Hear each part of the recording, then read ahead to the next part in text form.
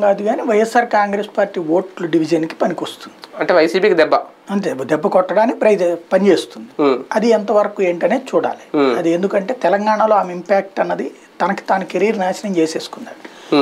ఇప్పుడు తన అన్న కెరీర్ నాశనం చేసుద్ది అని చూడాలి. వాస్తవంగా అయితే ఆమె అందుకు ఇంట్రెస్ట్ చూపెట్టకనే ఆగింది అక్కడ. ఇది లేకపోతే కిందసారే అప్పుడు చేర్చేసుకుని ఆంధ్రాకి పీసీసీ చీఫ్ అనే కాన్సెప్టే అనుకున్నాడు. కానీ ఆ కాన్సెప్ట్కి ఇష్టపడలేదు ఆవిడ. అన్న మీద వ్యతిరేకంగా అంటే డైరెక్ట్ గా ఏపీలో జగన్మోహన్ రెడ్డి గారి మీద పోటీకి దక్కకుండా ఒకసారి అటు వెళ్ళి తెలంగాణ నుంచి ఇటు వచ్చే వ్యూహం ముందే చూసుకున్నారా షర్మిల, లేదంటే ఇప్పుడు వస్తున్నారా?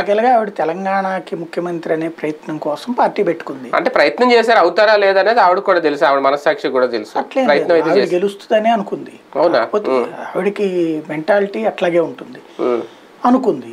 తర్వాత పాదయాత్రలో వచ్చిన జనం ఇదంతా అబ్జర్వ్ చేశాక సీన్ అర్థమైంది.